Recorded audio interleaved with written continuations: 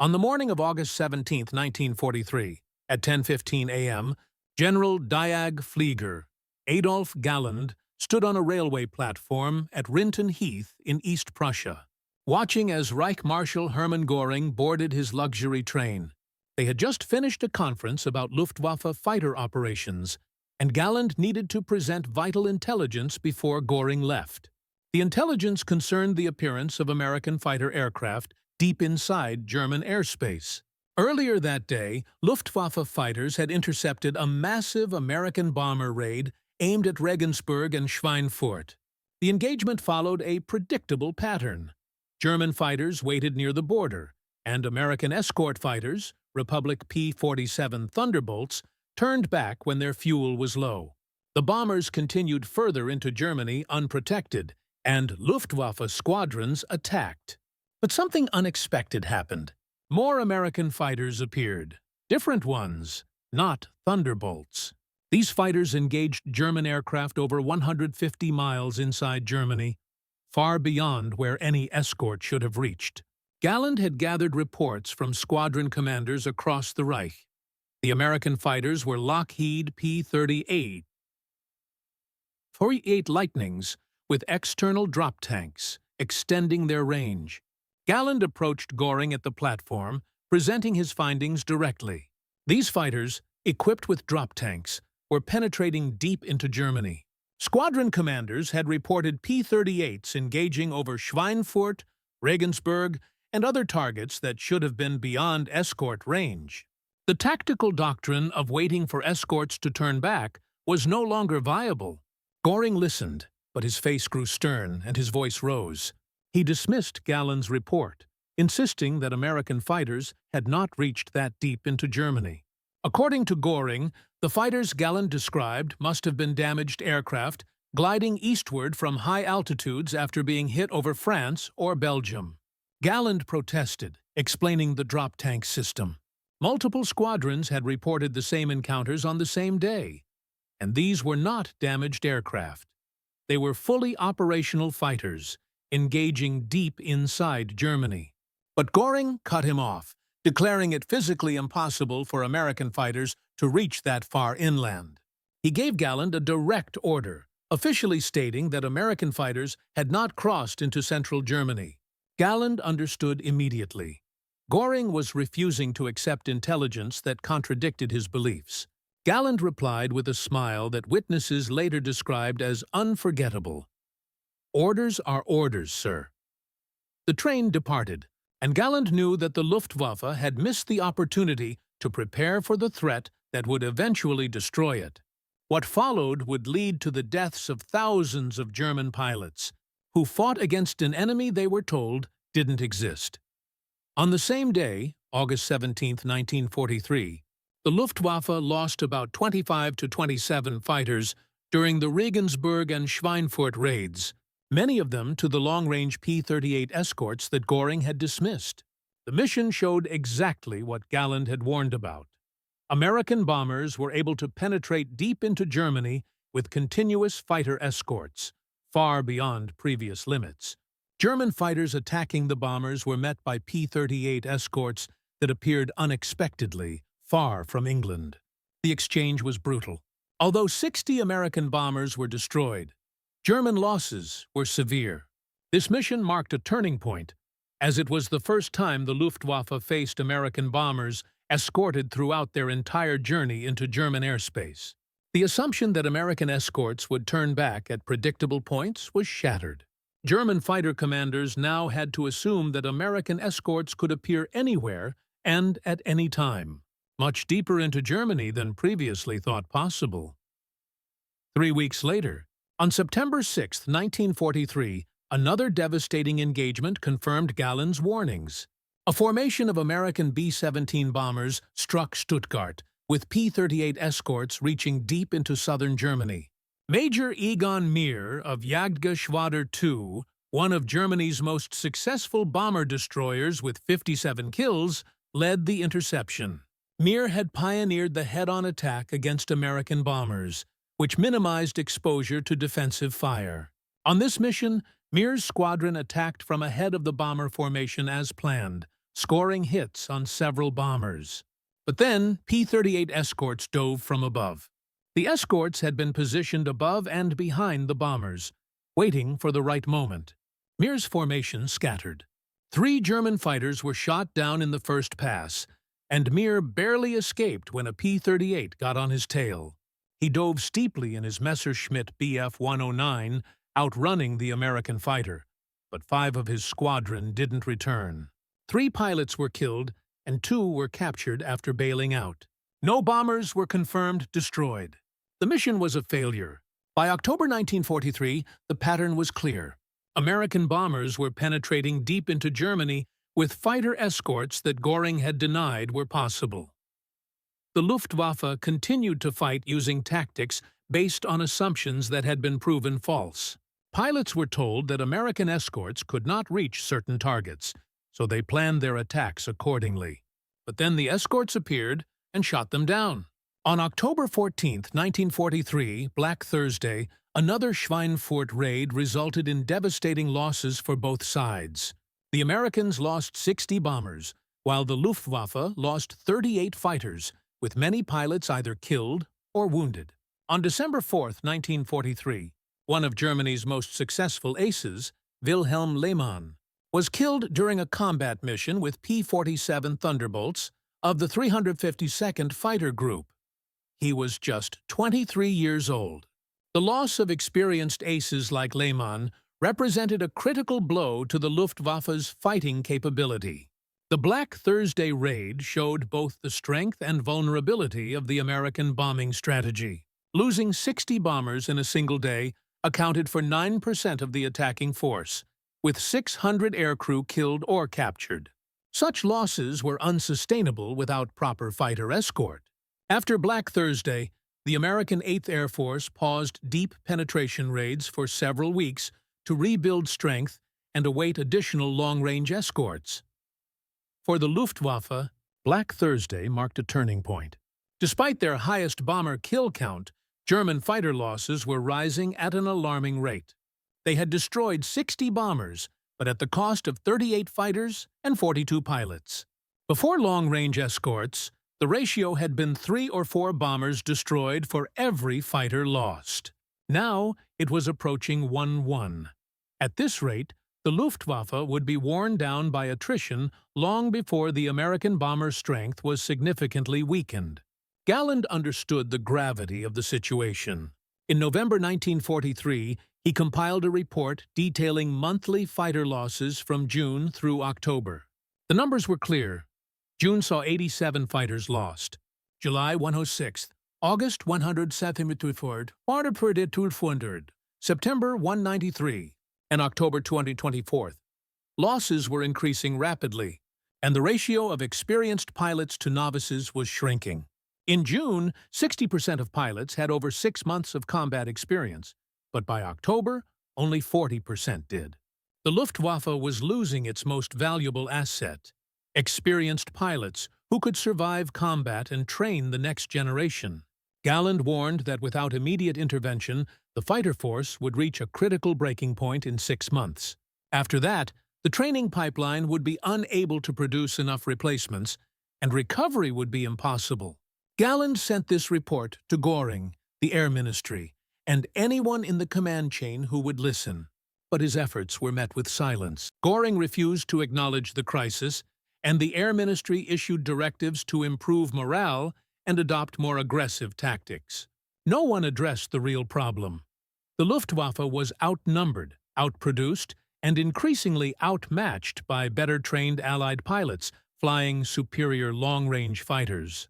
Galland documented every loss, compiled reports, and sent weekly summaries to Göring and the High Command.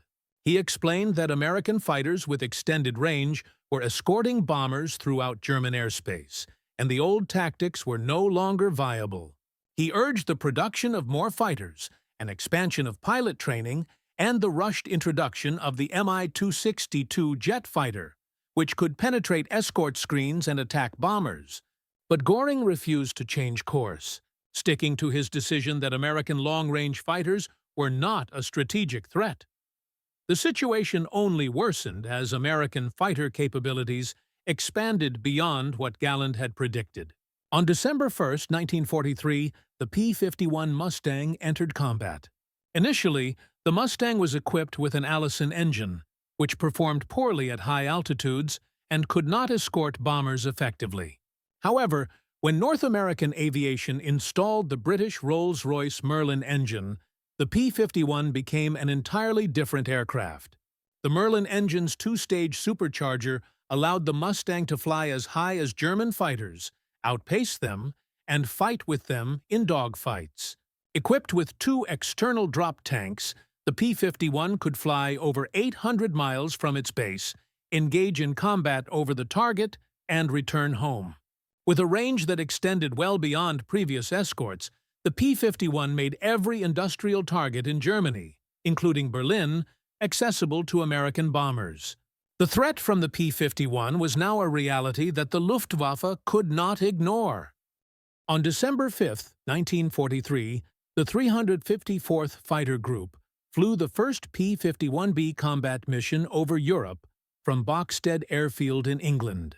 The unit had received their aircraft just days earlier and had trained on P-39 Airacobras back in the United States. Many pilots had less than 5 hours in the P-51 before their first combat mission, but the aircraft was easy to fly and forgiving of pilot errors. It responded quickly to controls, accelerated rapidly, and could maintain high-speed maneuvers without losing energy. Pilots who had flown P-47s described the Mustang as flying like a fighter half its weight. On December 5th, the P-51s escorted bombers to Amiens in northern France. By December 11th, they reached Minden on the German coast. On December 13th, they made history by escorting 55 B-17 bombers to Kiel, 480 miles from England, and 240 miles into Germany. The mission lasted 4 hours and 30 minutes. The Mustangs engaged Luftwaffe interceptors over the target, shooting down 6 German fighters without losing any planes. American bombers attacked the U-boat construction facilities with minimal interference. This mission demonstrated that American bombers could now reach any target in Germany with fighter protection, solving the escort problem that had hindered the strategic bombing campaign since 1942. Galland immediately recognized the threat the P-51 posed. He flew to Berlin to meet with Göring in late December 1943, bringing intelligence on the P-51, technical specifications, performance data, and combat reports from pilots who had engaged the new fighter. The P-51 was faster than the Bf-109 and Focke-Wulf 190 at all altitudes. It could match German fighters in a dogfight and had longer range than any previous escort. With external drop tanks, it could reach any target in Germany.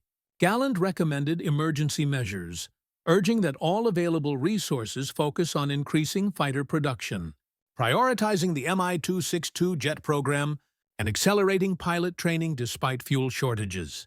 Germany needed to adapt quickly or face defeat in the air war.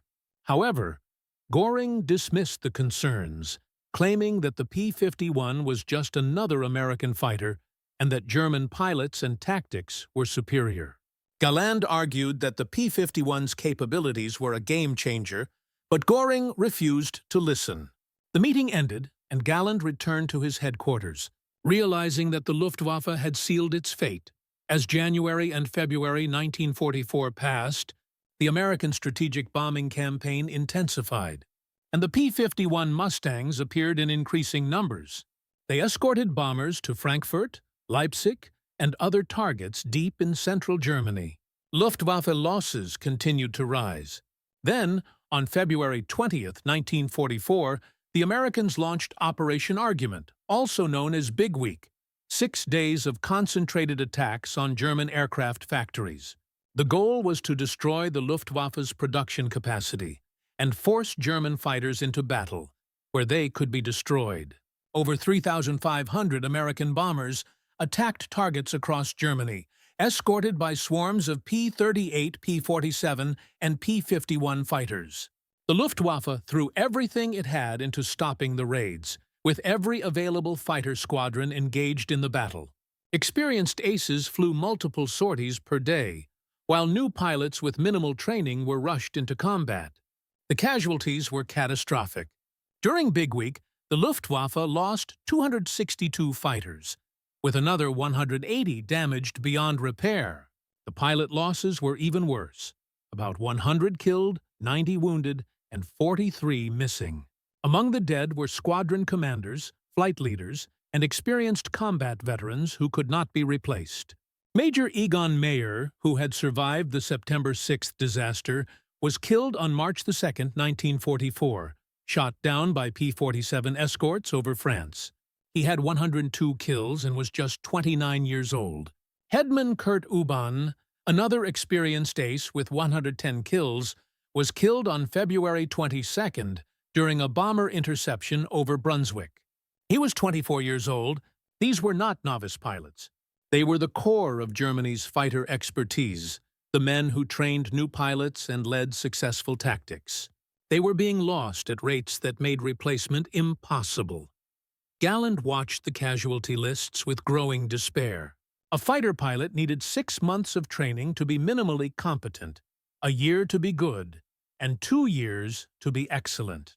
Germany was losing pilots with 2, 3, or even 4 years of combat experience and replacing them with pilots who had only 3 months of training. Some new pilots had fewer than 200 total flight hours when they arrived at the front lines. They were up against American pilots with 400 to 500 hours of training. The skill gap was enormous. The outcome was predictable. New German pilots survived an average of just 5 combat missions before being killed or wounded. The Luftwaffe was being destroyed not just by aircraft losses, but by the systematic annihilation of its pilot corps. The training crisis had complex causes. Germany had never planned for a long war of attrition.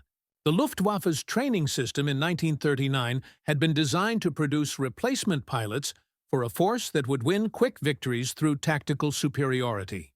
It assumed that experienced pilots would survive to lead new pilots and pass on their knowledge.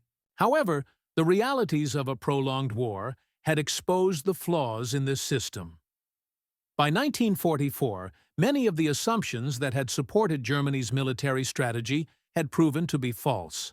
The Luftwaffe had assumed that training airfields would be safe from enemy attack and that experienced pilots would always be available to train new ones.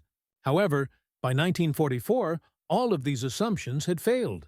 Experienced pilots were dying faster than replacements could be trained. Fuel allocations for training schools had been cut repeatedly to prioritize frontline operations, and Allied fighters and bombers attacked training airfields, destroying aircraft and killing instructors. The system that had once produced excellent pilots in 1940 had collapsed into one that sent barely competent pilots to their deaths. Galland made desperate attempts to fix the training system. He requested increased fuel for flight schools, proposed pulling experienced pilots from combat to serve as instructors, and recommended shortening operational tours for skilled pilots so they could train new recruits. However, every request was denied. Göring insisted that all available resources should go to frontline operations. Germany needed pilots in combat, not in schools. While this decision seemed logical in the short term, it was strategically suicidal.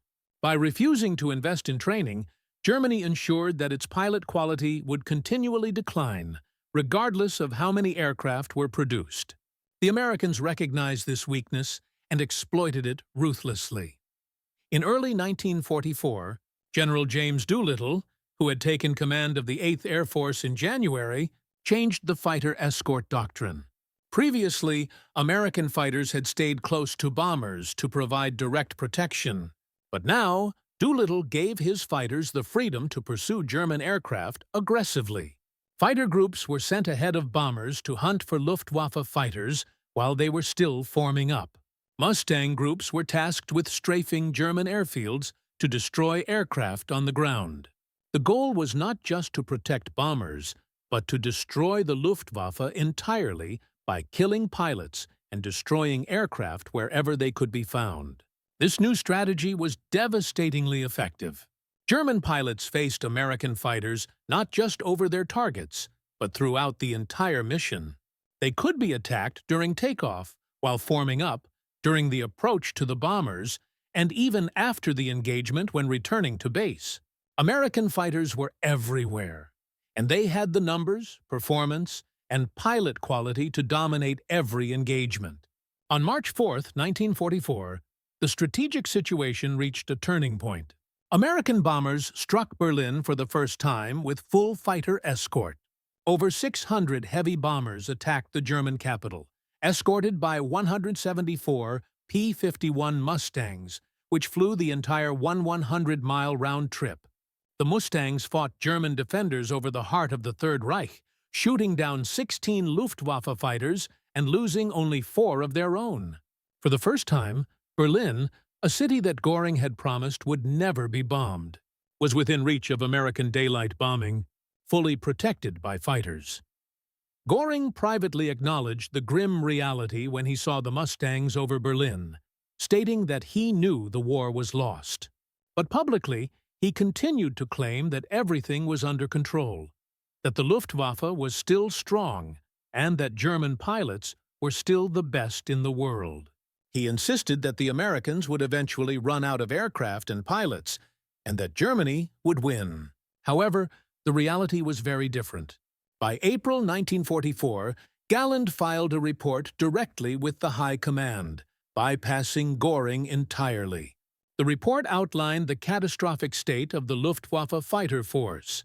In the previous 10 major operations, the Luftwaffe had lost about 500 aircraft and 400 pilots.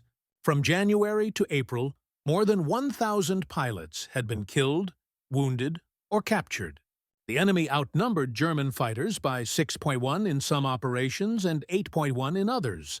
American and British pilots entering combat had 400 to 500 hours of flight time, while German pilots were being sent into battle with fewer than 200 hours. Some had less than 150 hours. The training infrastructure had collapsed due to fuel shortages and constant Allied attacks on airfields.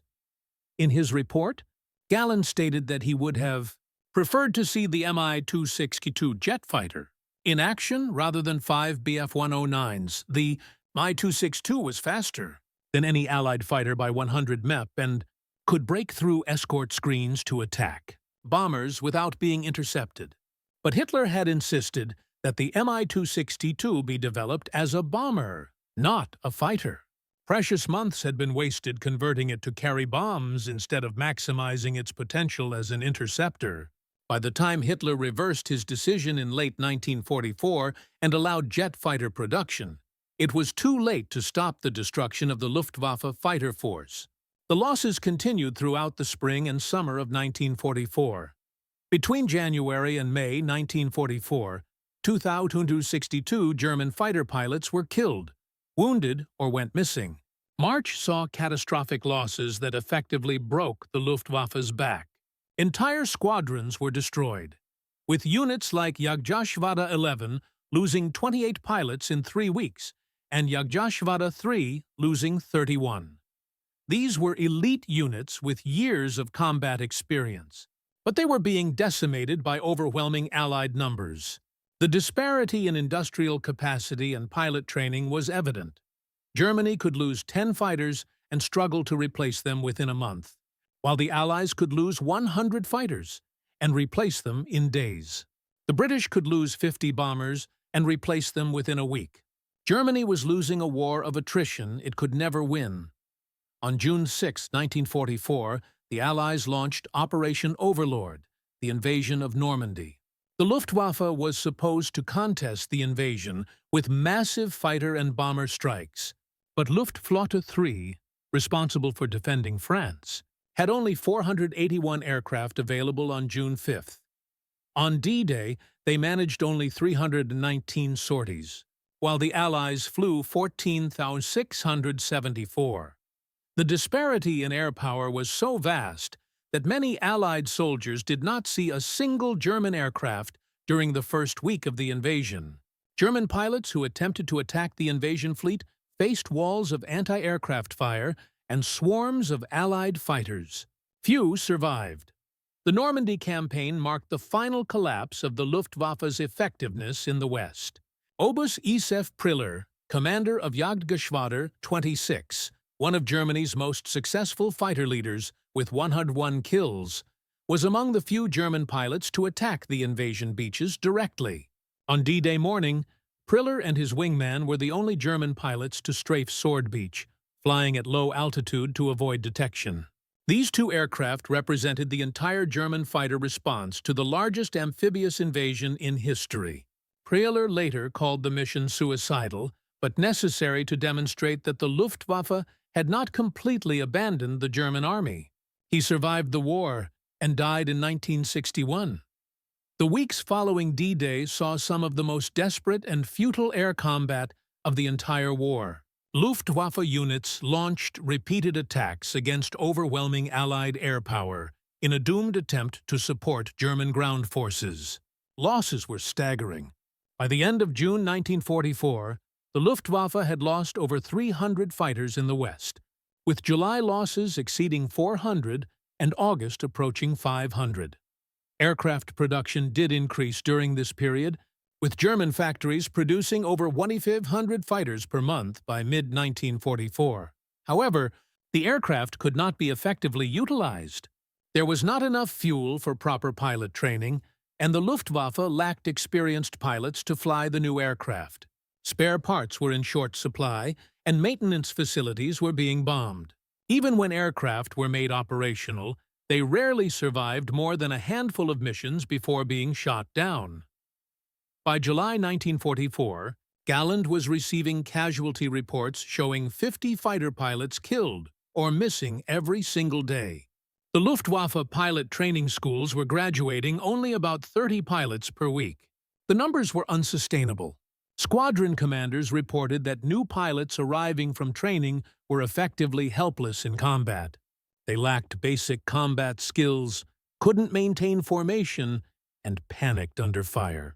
One experienced squadron leader described receiving new pilots in mid-1944 as akin to executing them.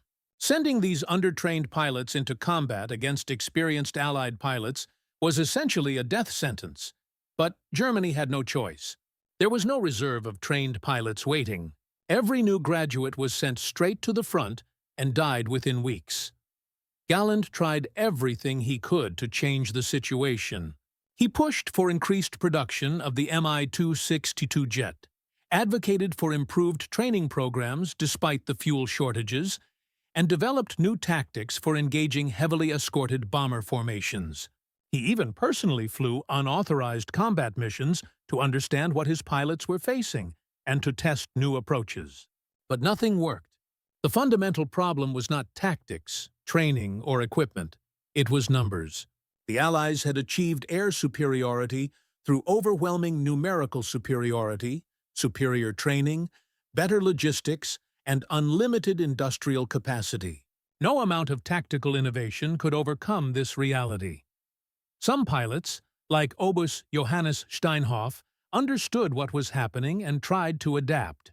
Steinhoff, who eventually became an ace with 176 kills, recognized that old tactics would not work against the new American escorts. He developed aggressive approaches, sending his squadrons into battle without waiting for escorts to turn back. But these efforts could not reverse the Luftwaffe's declining fortunes. Steinhoff's tactics were aggressive and risky. His strategy was to immediately engage the American escorts, aiming to drive them away from the bombers. While his unit achieved some success by shooting down more enemy aircraft than average, the cost was enormous. For every 2 enemy aircraft destroyed, Jagdflieger 77 lost nearly 2 fighters.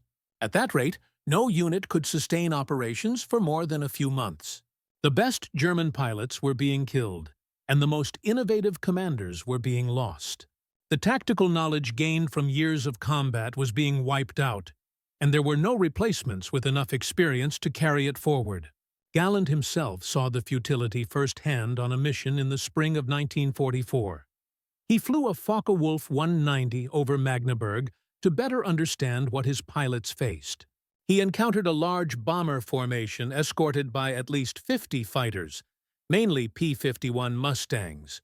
Galland attempted an attack on a bomber, but before he could take the shot, he was engaged by 4 Mustangs diving on him from above. He managed to break away and escape, but not before realizing the full scale of the problem. The American escorts were everywhere, aggressive, skilled, and outnumbered German fighters by overwhelming margins. Galland immediately understood why his pilots were struggling. The odds were stacked against them.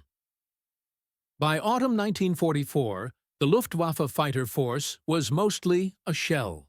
There were squadrons on paper, pilots, and aircraft being produced, but no cohesive fighting force capable of defending German airspace. Fuel shortages grounded entire units for days, and new pilots were crashing in training due to insufficient flight hours. Aircraft sat on airfields, waiting for spare parts that were in short supply. Even when squadrons launched missions, they faced overwhelming numbers of Allied fighters and bombers. On November 2, 1944, Galland sent 500 fighters against 975 American bombers attacking oil plants, escorted by 800 fighters including 600 P-51 Mustangs. The result was catastrophic.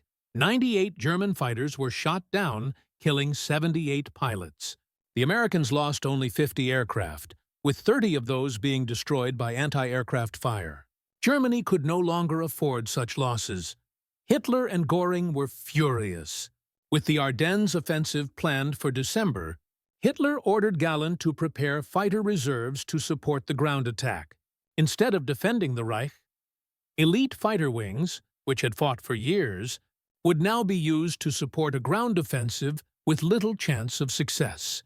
Galland realized his planned großer Schlag, big blow, against American bombers was now impossible.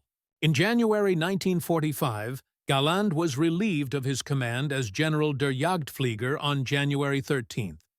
Göring blamed him for the Luftwaffe's failures, accusing him of constant complaints and undermining leadership.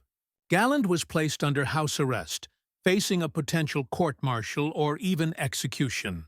The SS and Gestapo opened files on him, and Heinrich Himmler sought to put him on trial for treason. However, Hitler intervened. Recognizing Galland's skill as a combat pilot and respected leader, Hitler knew that court-martialing Germany's most famous fighter ace would be a propaganda disaster. Instead, Galland was allowed to return to active duty on one condition. He would form and command Jagdverband 44, an elite jet fighter unit equipped with Mi-262 aircraft. Galland accepted immediately. Galland assembled a team of the best surviving fighter pilots in Germany, including Johannes Steinhoff, with 176 kills, Gerd Barkhorn, with 301 kills, and Hannes von der Heide, with 2 I-20 kills. These pilots, some of the most successful in history, began flying Mi-262 jets in late February and March 1945. The Mi-262 was everything Galland had hoped for. A magnificent aircraft. With a top speed of 540 mph, it was 100 mph faster than any Allied fighter. Equipped with 4 30mm cannons, it could reach 30,000 feet in just 7 minutes. The Mi-262's jet engines provided unmatched acceleration, allowing it to choose when to engage and when to disengage. Allied fighters struggled to catch it in level flight or in a dive. The only way to shoot down a Mi-262 was to catch it during takeoff or landing when it was vulnerable, or to inflict enough damage during a head-on pass to cause the pilot to lose control. Allied pilots quickly adapted by patrolling near known Mi-262 bases and attacking the jets when they were low and slow, often during takeoff or landing. This new tactic brought a new challenge for both sides. Fierce battles erupted around German jet airfields as Allied fighters tried to catch jets during their most vulnerable moments, while conventional German fighters attempted to protect them. Galland flew his first combat mission in the Mi-262 on March 31st, 1945. Departing from Münchenroh airfield, he intercepted a formation of American bombers near Neuburg. He shot down a B-26 Marauder with a short burst from his 30mm cannons. the bomber disintegrating under the firepower. Over the next 4 weeks, Galland added 6 more kills, all heavy bombers. His squadron, Jagdverband 44, destroyed 45 Allied bombers and fighters during March and April 1945. However, these victories had little impact on the war's outcome. Germany was collapsing from all directions. Soviet forces were fighting in the streets of Berlin, and British and American forces were advancing rapidly through Western Germany. The fuel supply had essentially ended, with aviation gasoline production collapsing after Allied bombings of synthetic fuel plants. Even elite jet units were grounded for days due to lack of fuel. On April 26, 1945, Jagdverband 44 flew its last combat mission. Galland led 12 Mi-262s from Münchenre to intercept American bombers. During the mission, Galland's aircraft was hit by fire from a P-47 Thunderbolt piloted by First Lieutenant James Finnegan. Galland was focused on setting up a shot against a bomber when the P-47 attack came. He felt and heard the impacts as 50 caliber rounds tore through his canopy and instrument panel, and both engines were hit. Metal splinters struck his right knee, causing sharp pain. Despite the damage, the aircraft was still flyable. Galland broke off the attack and dove away from the combat area. He managed to return to base, flying the crippled Mi-262 by feel as the instrument panel was destroyed. He crash-landed near the airfield. X-rays later showed 2 metal splinters embedded in his kneecap. Though the injury wasn't life-threatening, it was severe enough that he could no longer fly. Galland was removed from command due to his injuries, and Johannes Steinhoff took over Jagdverband 44 8 days later. On May 8, 1945, Germany surrendered unconditionally, and the war in Europe ended. The April 26th mission marked perhaps the last time a German fighter ace of Galland's stature flew in combat. Galland's final victory count stood at 104, all against Western Allied aircraft. He had flown 705 combat missions over 6 years, been shot down 4 times, and survived each time. He had commanded the Luftwaffe fighter arm during its most critical period, trying desperately to reform a system that was fundamentally broken. Galland's failure wasn't due to lack of skill or effort, but because the strategic situation was unmanageable and leadership refused to adapt. In 1979, 34 years after the war, Galland met James Finnegan at an Air Force Association meeting in San Francisco. A graduate student had matched Finnegan's combat report with German records and arranged the meeting. The 2 men discussed the engagement in detail, sharing their experiences. Finnegan described seeing the Mi-262 making an attack run on the bombers, while Galland recounted feeling the hits and struggling to keep the damaged jet flying back to friendly territory. There was mutual respect between them, as they had both been professional military pilots performing their duties in a terrible war.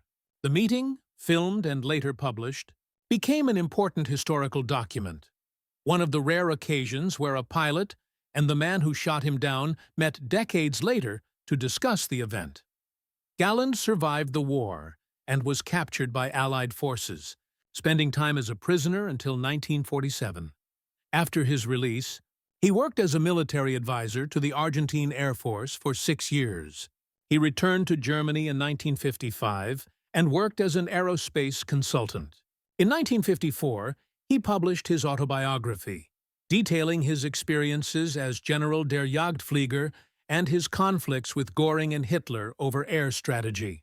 The book became one of the most important primary sources on Luftwaffe operations. Galland lived until 1996 and passed away at the age of 83. In interviews throughout his life, historians asked Galland about the turning point of the air war. Galland consistently pointed to August 1943, when he first tried to warn Göring about long-range American fighters penetrating deep into Germany.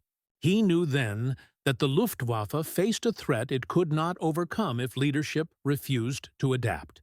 He had presented evidence and recommended immediate action, but Göring dismissed his warnings, declaring no such threat existed.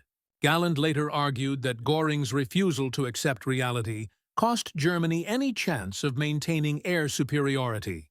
If the Luftwaffe had adapted in August 1943, when P-38s with drop tanks first appeared, perhaps the outcome could have been different.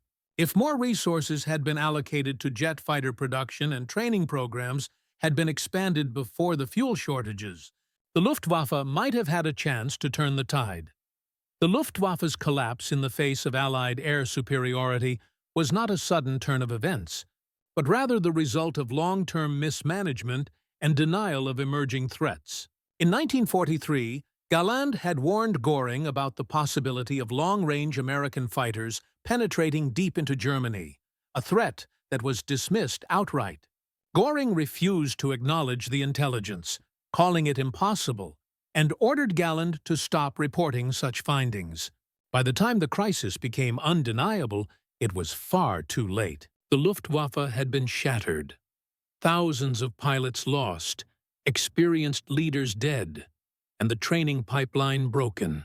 Germany lost control of its airspace, and as a result, the strategic bombing campaign went unopposed throughout 1945.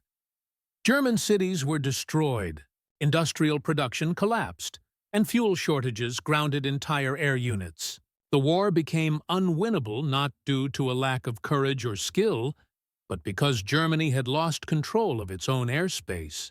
This loss of air superiority traced back to that fateful moment in August 1943, when Galland tried to warn his commanders of a threat that was dismissed with a simple order. Galland never received any official recognition for his warnings. No commendations, no acknowledgement that he had been right. Official records attributed the collapse of the fighter force to overwhelming Allied superiority and insufficient resources. Galland's name appeared as the officer responsible for the period of decline, but there was no mention of his accurate predictions, nor of his early recommendations that could have helped prevent the crisis. After the war, military historians discovered detailed documentation of Galland's confrontation with Göring in August 1943. Multiple sources, including memoirs from figures like Albert Speer, confirmed the exchange. Galland's intelligence reports about long-range American fighters and Göring's dismissive responses were found, as were subsequent combat reports proving Galland's warnings correct. Interviews with surviving Luftwaffe pilots revealed that they, too, had been told that American fighters could not reach deep into Germany, and that they were instructed to wait for escorts to turn back before attacking bombers. These directives, however, did nothing to improve the situation. Losses only increased, month after month, until the Luftwaffe ceased to be an effective fighting force.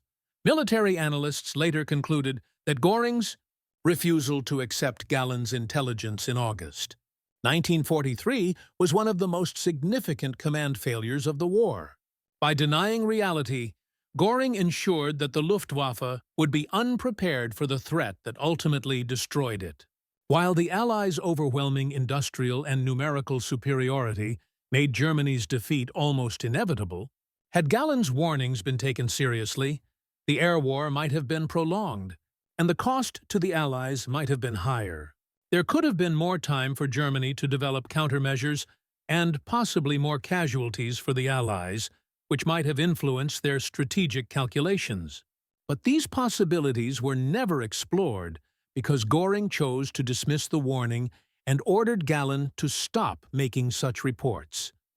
The consequences of this decision were felt throughout the war, and it's a prime example of how command failures manifest in conflict, not through dramatic acts of incompetence or betrayal, but through the refusal to acknowledge uncomfortable truths, dismissing evidence that challenges established assumptions, and punishing those who report problems rather than addressing them. Galland tried to warn his superiors, presenting facts and recommending solutions, only to be ignored. As a result, thousands of German pilots perished, fighting an enemy they were told didn't exist until it was far too late to prepare an effective defense. If you found this story as compelling as we did, please take a moment to like this video. It helps us share more forgotten stories from the Second World War. Subscribe to stay connected with these untold histories. Each one matters, and each one deserves to be remembered. We would love to hear from you. Leave a comment below telling us where you're watching from. Our community spans from Texas to Tasmania, from veterans to history enthusiasts.